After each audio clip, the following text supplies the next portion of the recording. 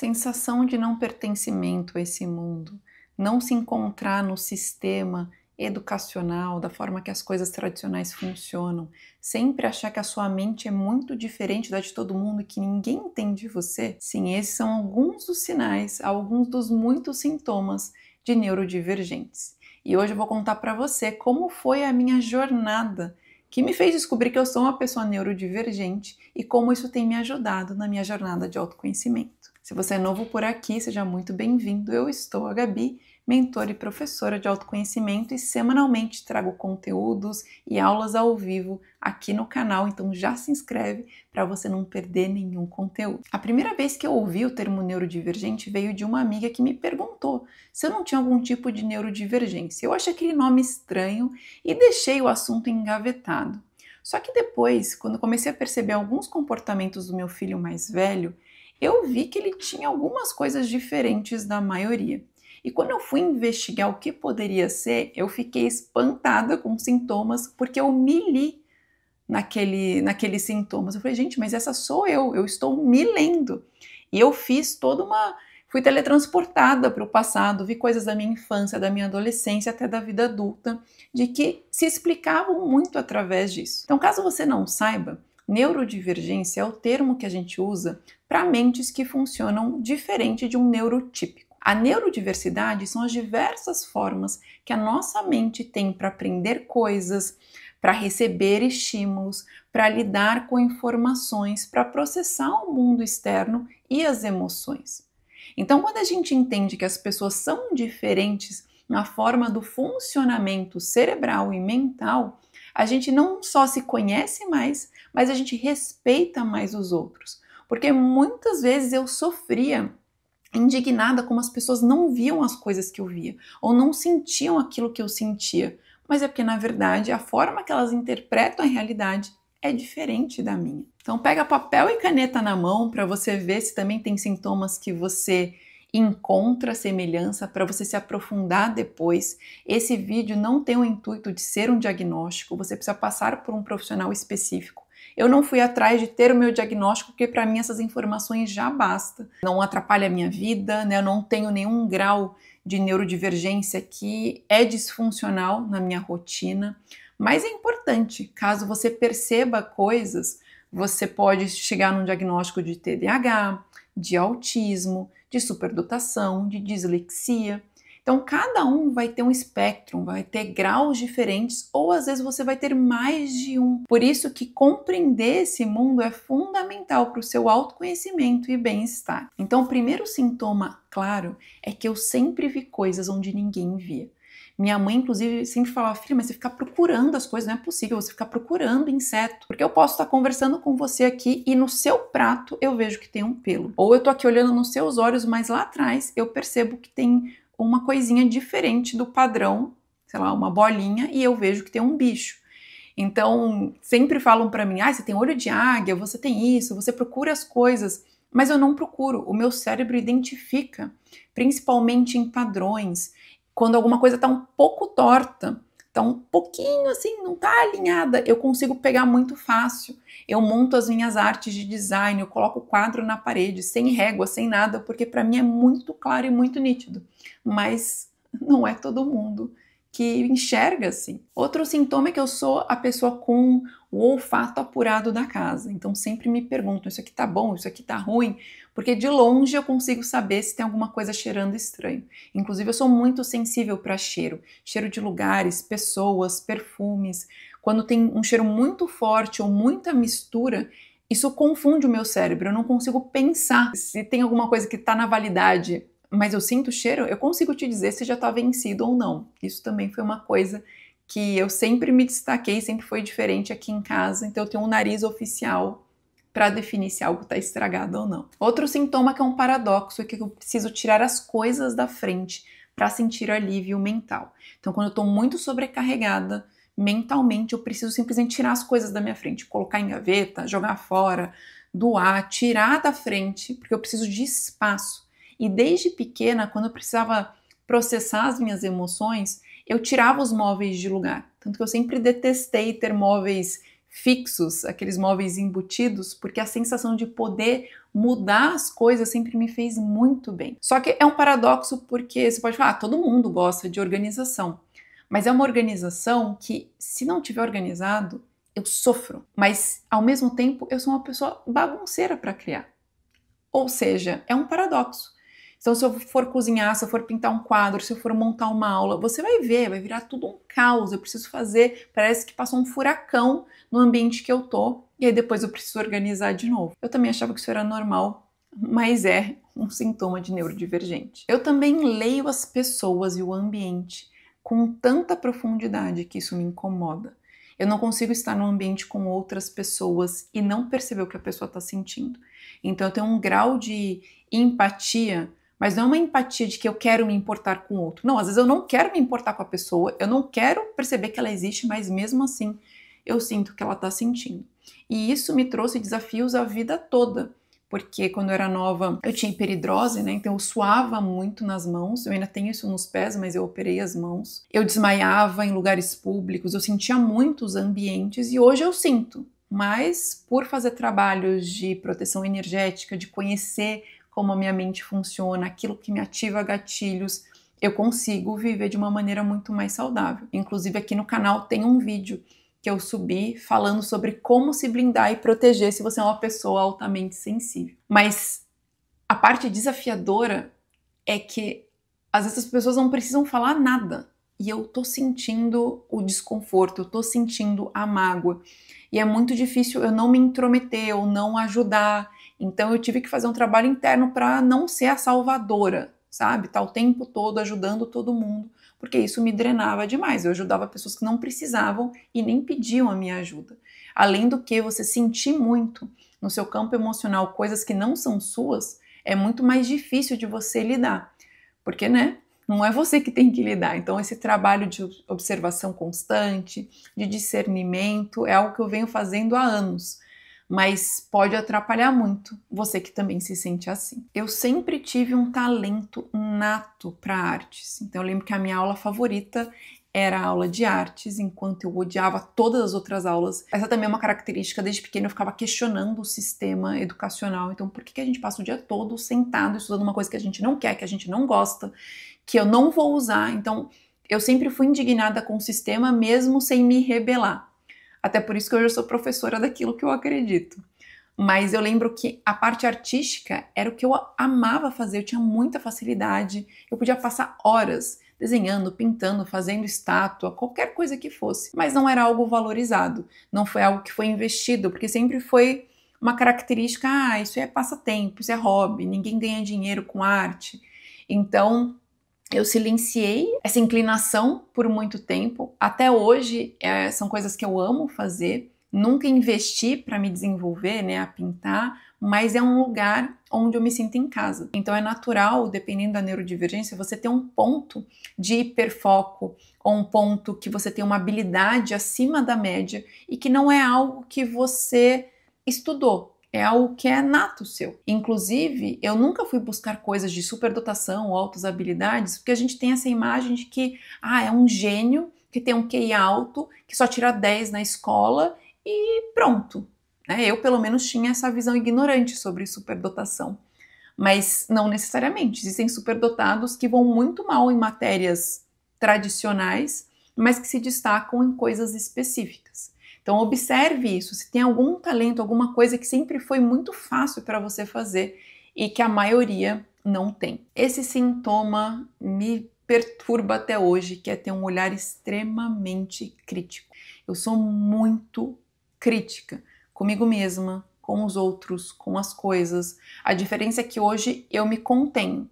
Eu não deixo isso me paralisar, eu não fico remoendo, mas eu continuo vendo. Então toda vez que eu faço algo, então eu vou terminar esse vídeo, a minha mente vai abrir 300 tabs do que poderia ter sido melhor, sabe?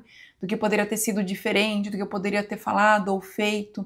Só que antes, isso me torturava. Hoje eu já aprendi a lidar com as pessoas, né? Meu marido, coitado, o tanto que ele já sofreu de coisas que eu era extremamente crítica. Às vezes ele vinha me mostrar alguma coisa que ele não pediu a minha opinião e eu lá fazia a lista de coisas para melhorar. Isso é muito cansativo. Realmente ser uma pessoa extremamente crítica te torna rígido, chato, exigente demais e acaba até te paralisando. Então, a crítica que te faz ver além pode te ajudar. Então, é para aí que eu direciono essa minha habilidade mental, em pensar em tudo aquilo que pode dar de errado, por exemplo, num projeto que eu vou começar, para eu evitar que aconteça e não para não fazer. Então você vai ter que aprender a lidar com isso, porque não vai sumir. Antes eu tentava apagar essa característica minha, sendo que é uma forma que o meu cérebro funciona. Outro sintoma é a dificuldade para leitura. Eu acredito que eu tenho um grau de dislexia, não sei o quanto disso, mas é algo que eu sempre tive dificuldade para ler. Eu lia trocando as sílabas, ou quando eu era mais nova eu lembro que eu lia de baixo para cima. Tipo assim, eu lia esse trecho para depois ler esse para esse, eu não conseguia ler na ordem. Então é uma coisa que eu superei com a prática, então eu consigo ler hoje em dia, mas mesmo assim eu tenho muita dificuldade. Para eu conseguir ler um livro, eu preciso de muito esforço, de muita vontade. Então, na escola, não era porque eu era preguiçosa, eu realmente tinha dificuldade. Hoje eu vejo que mesmo livros que eu amo, de assuntos que eu tenho muito interesse, eu tenho dificuldade. Imagina coisas que eu acho um saco. Então isso me ajuda a saber que eu tenho uma certa dificuldade, mas não me paralisar por isso também. Outra coisa que parece maravilhosa, mas que atrapalha muito, é o meu senso de justiça. O meu senso de justiça, ele é tão, mas tão, tão latente, que ele me atrapalha em coisas muito básicas do dia a dia. Então vamos supor que a gente saia para comer e o seu prato venha, a gente pediu a mesma comida e o seu vem um pouco menos do que o meu. Aquilo me incomoda. Mas não é tipo assim, é um negócio que mexe comigo, me faz mal. Isso me atrapalha em diversas relações, isso me atrapalha, gente, em tudo do dia a dia. Todas as coisas que eu vejo que são injustas, né, e que são muitas no mundo, as coisas grandes me incomodam, mas as pequenas que poderiam passar batido, me consomem. Então eu preciso sempre ficar num duelo interno de soltar, sabe? De não, tá tudo bem. Eu sou falha, todos somos falhos, estamos aqui para aprender, evoluir. Isso junta com aquilo que eu falei antes da autocrítica. Toda vez que eu cometo uma injustiça, seja com os meus filhos, com um funcionário, com um aluno, com qualquer pessoa que eu conheça, eu me culpo demais. Aí eu me coloco naquele lugar de justiceira, onde tudo tem que ser perfeito. Mas esse grau de justiça é uma característica também muito pontual de quem é neurodivergente. Próxima característica é que a minha mente ela é muito acelerada e ela funciona em ramificações. Então você vai me falar, por exemplo, eu comi um pão de gergelim muito bom. Aí minha mente vai falar assim, pão de gergelim. McDonald's, gergelim que eu gosto da comida israelense que eu como, que faz tahine. Aí lembra daquele cara, aquele amigo que falou que quase teve um piripaque porque comeu gergelim, tinha alergia e não sabia? Eu juro pra vocês, por causa de uma história lá do meu passado, de uma pessoa aleatória que me falou que comeu uma coisa com gergelim e passou mal, toda vez que eu como gergelim, eu lembro disso e eu fico atenta para ver se eu vou ter uma reação alérgica. Essa questão do pensamento ramificado, ela é muito boa em alguns aspectos, mas muito destrutiva, porque faz a gente ser muito ansioso. Então, eu penso em coisas que, assim, eu não falo, acho que 10% do que eu penso. Ainda mais depois que eu me tornei mãe, a quantidade de ramificações, de tragédias, de conexões que meu cérebro faz é assustador. Então, fazer trabalho de respiração, de meditação, de grounding, de presença, são fundamentais. Porque senão, é igual se você abrir meu computador, vão ter várias páginas, né? Vários Windows abertos, mas com tabs também. Então é mais ou menos como o meu cérebro funciona. É o caótico, mas é um caos que dentro de mim faz sentido. Mas isso pode ser muito prejudicial e é também muito cansativo energeticamente. Outra característica é o hiperfoco em coisas que possuem significado para mim, que fazem sentido. Eu posso ficar horas sem levantar da cadeira, sem comer, sem ir no banheiro, sem tomar água. Eu realmente entro num modo onde tudo desaparece, mas aquilo fica assim muito latente para mim, muito importante. E eu achava que aquilo era normal. E na mesma proporção, eu tenho um tédio, mas assim, um ranço, uma dificuldade com coisas que não são interessantes para mim, que eu preciso mover montanhas para conseguir fazer essas coisas. Então é uma balança, né? Ao mesmo tempo que para as coisas que eu acredito, o meu trabalho, a minha família, as coisas que fazem sentido para mim, eu consigo ficar imersiva, nas outras coisas eu tenho uma dificuldade maior. Então isso do hiperfoco, você pode ver no TDAH, você pode ver na superdotação, você pode ver no autismo, porque é realmente uma característica onde o tempo some. É até difícil de explicar, né? Parece que você some também, fica só sua consciência ali fazendo aquela tarefa e depois você volta para a Terra. Outra característica é o meu grau de intensidade. Eu achava que era só porque eu era escorpiana, mas, gente, eu sou muito intensa nas emoções, nas relações, nos projetos. Tudo é como se fosse tudo ou nada. E isso me prejudica muito porque tem projetos que, para mim, assim, vamos com tudo, né? Comprometimento total. Mas às vezes as pessoas que estão ali participando daquilo comigo não vão dar nem 50%. E aí vai entrar o meu grau de justiça junto e aquilo me causa um incômodo muito grande. Por isso que eu sou uma pessoa que eu tenho a tendência de querer ficar sozinha, de me isolar, porque além de não me sentir compreendida na maioria das vezes, eu sinto que eu tô 100%, mas as pessoas não estão. E isso me faz muito mal, porque essa intensidade de emoções pode levar a gente para uma depressão, para crises de pânico, que foi o meu caso. Então a gente precisa aprender a encontrar o equilíbrio mental através de algumas coisas da rotina e das práticas do dia a dia. Eu já mencionei o sintoma de não me sentir compreendida pelas pessoas. Então não importa o quanto eu converse, sempre parece que tem algo fora. Sempre parece que está faltando alguma coisa das pessoas verem em mim. Essa é uma sensação que eu sempre tive a vida inteira. Mas outra sensação que é engraçada e é ruim de explicar é que eu não sinto saudade. Então a saudade que eu sinto, ela é diferente do que a maioria das pessoas. Então assim, eu honro as pessoas, eu lembro delas, mas eu não sofro por saudade. Eu não sofro por morar longe da minha família, por exemplo, eu moro em outro país. Eu não sofro por saudade das pessoas que não estão mais na minha realidade ou que partiram para outro plano. E é difícil de explicar, porque parece que eu não me importo, mas eu me importo muito com aquelas pessoas, eu amo muito. Eu só não tenho, não sei, eu não consigo sentir essa nostalgia e essa coisa com o tempo passado. É uma coisa muito doida. Próxima característica é a fadiga com estímulos, ou seja, eu me sobrecarrego muito facilmente com barulho, luz, informação, cor. Só que hoje eu já sei disso. E agora, olhando para trás, eu consigo perceber, inclusive, minha mãe. Minha mãe, com certeza, é neurodivergente também. Meu avô era. Tem várias pessoas que agora eu consigo enxergar que ali é um funcionamento mental diferente. E minha mãe ficava ouvindo música, até que uma hora a música irritava muito ela e ela desligava o som, assim, com raiva. E hoje, quando a gente tá ouvindo música juntos, eu vejo que ela vai começar a se irritar, eu abaixo antes.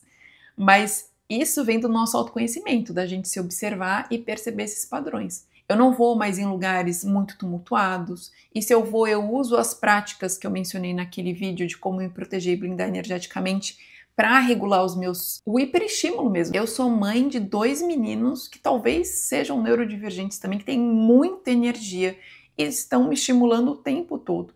Então, quando eu fiquei esse tempo da maternidade, antes deles irem para a escola, com eles o tempo todo dentro de casa, sem tempo para mim, sem tempo para o silêncio, aquilo realmente me fez muito mal. Só que é uma coisa que tudo aquilo que as mães sentem parece que tem que ter uma culpa junto. E eu não sinto culpa, porque realmente não é porque eu não gosto dos meus filhos, ou não é porque eu sou uma mãe ruim, pelo contrário, eu sei a mãe boa que eu sou, o quanto eu me dedico, o quanto eu me esforço, sou longe de ser perfeita, sou falha pra caramba, mas eu faço uma maternidade possível, dentro daquilo que me cabe, e não a ideal, a perfeita ou romantizada, dentro das minhas características, da minha família e dos meus filhos. Mas entender isso mudou minha vida, porque quando eu sinto que eu tô sobrecarregada, eu falo pro meu marido, amor, eu tô muito estimulada, eu preciso de uma pausa. Eu vou pro silêncio, vou fazer um grounding, vou respirar fundo, vou fazer uma liberação somática, vou me chacoalhar um pouco para começar a regular o meu sistema nervoso. Isso ajuda muito. Então, às vezes você não é irritado, estressado, sem paciência. Você é uma pessoa neurodivergente que não sabe regular o seu sistema nervoso. Por isso que a gente precisa de autoconhecimento. E isso vai linkar com um sintoma que eu sempre tive, que é a irritação profunda com alguns sons. Eu lembro quando era pequena, meu irmão tomava assim, ele respirava no copo. Quando ele tomava água, aquele barulho de respiração pela boca me tirava do sério. E parecia que era frescura, chatice, mas não é, porque o seu cérebro ele vai interpretar aquilo como se fosse uma agressão mesmo de estímulo. Então, às vezes tem alguns sons que acabam com você. E se você não conhece isso, às vezes você mora num lugar que sempre tem obra. E aquilo está destruindo a sua saúde mental. Às vezes você precisa se mudar. Não é uma questão de você aceitar e lidar, é uma questão da sua capacidade, das suas limitações de lidar com certos estímulos. Já o próximo sintoma é algo também que eu trabalhei muito na minha vida, mas hoje eu tenho uma flexibilidade maior, que é a impaciência que eu tenho com lentidão. Eu sempre fui uma pessoa muito prática. Então, coisas que são muito burocráticas ou que tem muitos processos sem sentido, no meu cérebro tem que ter sentido. Ah, vamos marcar da gente tomar um café? Pra quê? Ah, vamos fazer uma reunião com não sei quem. Por quê? Porque essa coisa de ficar perdendo tempo e se encontrar por se encontrar, gente, isso me destrói, me destrói. Então, quando tem coisas que são muito lentas, o meu cérebro é muito acelerado. Então, gente, eu tô sem tomar café há 7 meses. Então, isso aqui não é cafeína, não é nada, não é açúcar. Eu sou assim, eu sou acelerada. Então, quando alguém é muito lento, aquilo me ativa. Não significa que a pessoa é lenta, sou eu que sou acelerada. Então, essa perspectiva me ajudou muito. Porque eu me irritava com os meus filhos, quando eles faziam alguma coisa devagar, me irritava com meu marido, me irritava com qualquer pessoa. Hoje não, eu olho pra mim e falo, Gabi, você tá irritada porque você é diferente. A pessoa tá fazendo no tempo dela. Então isso fez eu ter mais compaixão, eu ter mais paciência e parar de perder a cabeça com coisas do dia a dia. Já o último sintoma, não menos importante, é que desde pequeno eu sempre busquei esse sentido mais profundo, um propósito na existência. Da mesma forma que nas pequenas tarefas as coisas têm que ter sentido para mim, para eu poder fazer, para eu poder estar aqui na vida também. Então eu sempre tive questões filosóficas muito profundas desde pequena. O que nunca me deixou fazer parte de uma religião, porque eu questionava as coisas das religiões, ou dos dogmas, ou dos ritos, ou das práticas, e eu via que dentro de um espaço, dentro de um guarda-chuva de regras, eu jamais ia poder questionar com o coração aberto para Deus, realmente as minhas angústias, as minhas questões. Então, isso me ajudou muito na minha jornada espiritual, porque enquanto eu tentava me encaixar em coisas, eu preciso pertencer a algo, a falar que eu sofria. E desde que eu me libertei dessa amarra de ter que me nomear com um rótulo e viver a minha experiência como um ser único, assim como eu sou, assim como você é, tudo se transformou. Não estou falando que as religiões são erradas, os dogmas ou algumas caixinhas, porque elas fazem parte de um sistema. Mas você que se identificou, né? Já comenta aqui se você gabaritou, se você fez o bingo do neurodivergente, ou se você não sentiu ressonância, mas lembrou de alguém, lembrou de um tio, de um amigo, de um parente. Comenta aqui. Mas é importante a gente entender que existem formas de ser e viver no mundo. Isso é libertador para a gente e é libertador para as nossas relações, porque a gente para de querer que o outro viva como nós. Da mesma forma, para mim funciona uma espiritualidade mais livre, mas eu sei que isso não é bom para todo mundo. Então que bom que você encontrou uma religião que faz sentido para você, que faz você exercer a sua fé, que faz você buscar Deus e se transformar de verdade. Isso é ótimo. Eu não acredito que a gente tenha que realmente pegar aquilo que Deus nos deu, que somos seres únicos, com capacidades únicas, limitações únicas, para virar um processo industrial de máquina. Então espero que esse vídeo tenha não só te trazido reflexões e sintomas que talvez você não soubesse que são de um neurodivergente, mas que também te ajude a ampliar sua consciência pela neurodiversidade, a respeitar outras formas de ser e viver aqui nesse planeta. Espero que vocês tenham gostado desse material e a gente se vê semana que vem em um próximo vídeo. Fique com Deus.